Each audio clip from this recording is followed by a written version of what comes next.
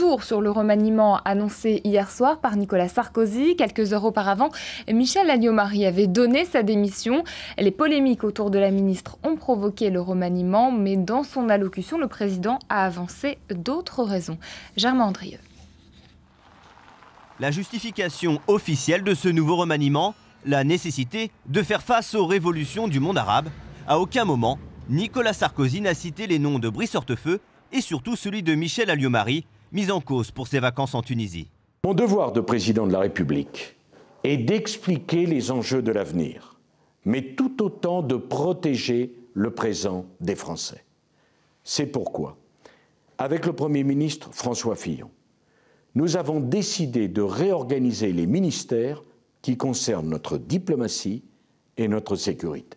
Ainsi, les fonctions régaliennes de l'État se trouveront-elles préparées à affronter les événements à venir dont nul ne peut prévoir le déroulement. Le ministère de l'Intérieur, la Défense et les Affaires étrangères, un remaniement en profondeur pour reprendre en main la diplomatie française, avec à la clé une mise en garde du chef de l'État sur le risque de flux migratoires incontrôlables. Ce matin, c'est finalement François Fillon qui a pris la défense de l'ancienne ministre des Affaires étrangères.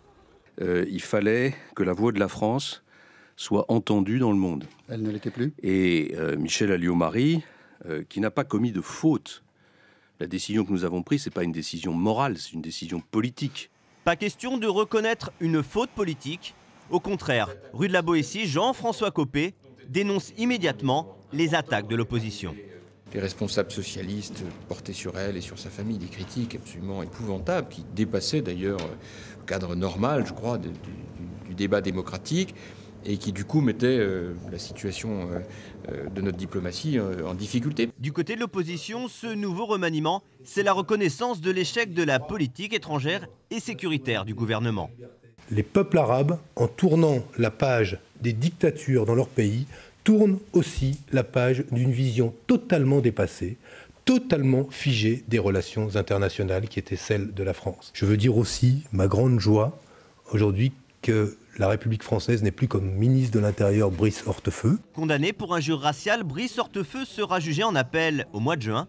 En attendant, Nicolas Sarkozy devrait lui proposer le poste de conseiller spécial pour 2012.